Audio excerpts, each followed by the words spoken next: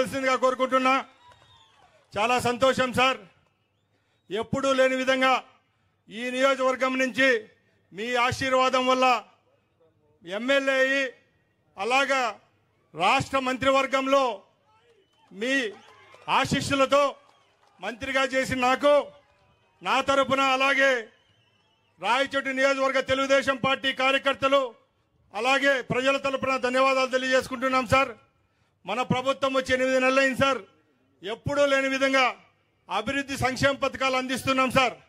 ముఖ్యంగా మన రాయచోటి నియోజకవర్గంలో కేవలం 7 నెలల్లోనే 100 కోట్ల పై రూపాయలతో అభివృద్ధి కార్యక్రమాలు చేపట్టాం సార్.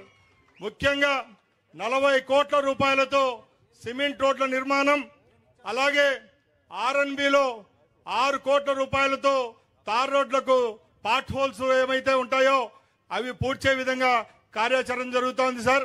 ముఖ్యంగా మన నియోజకవర్గం నీళ్లతో చాలా అవస్థలు పడతా అంటే మన ప్రభుత్వం వచ్చిన 7 నెలల్లోనే సార్ రాష్ట్రంలో ఎక్కడా లేని విధంగా 15 కోట్ల రూపాయలు వెచ్చించి 300 బోర్లు మోటార్లు బిగించిన ఘనత కూడా మీకే మీ ప్రభుత్వానికే దక్కుతుందని గర్వంగా తెలియజేసుకుంటున్నాం సార్.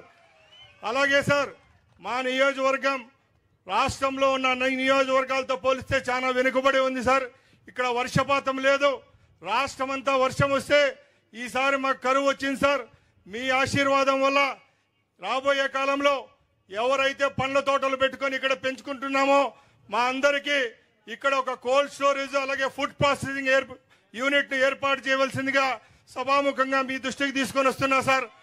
అలాగే ఏవైతే ఇక్కడ మాకు నీళ్ళందించే పథకాలు ఉన్నాయో అవన్నీ మీ ద్వారా హెచ్ఎన్ఎస్ కింద శ్రీనివాసపురం రిజర్వాయర్ అయితే ఏదైతే ఉందో దానికి పనులు ఏవైతే పెండింగ్ ఉన్నాయో అవి రాబోయే కాలంలో మీ దృష్టికి తీసుకొని వచ్చి తప్పకుండా ఆ పనులు పూర్తి చేసుకుంటే సుమారు 30,000 ఎకరాలకు ఇక్కడ నీళ్ళు ఇచ్చే విధంగా మనం చర్యలు తీసుకోవచ్చు సార్. అలాగే సార్ మీకు ఒకటే విన్నవించుకుంటున్నాం సార్. జల్ జీవన్ మిషన్ కింద మాకు 6 మండలాలు ఉన్నాయి సార్.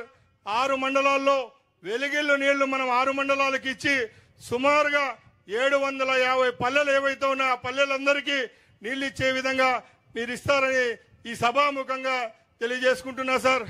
అలాగే ముఖ్యంగా ఎప్పుడూ లేని విధంగా పెన్షన్లు అయితేనేం 3 సిలిండర్లు అయితేనేం ఎన్నో పథకాలు అందిస్తున్నాం సార్. మీరు దయ ఉంచి మీరు ఈ కార్యక్రమానికి విచ్చేశారు.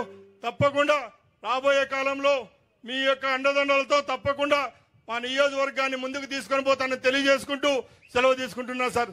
జై హింద్.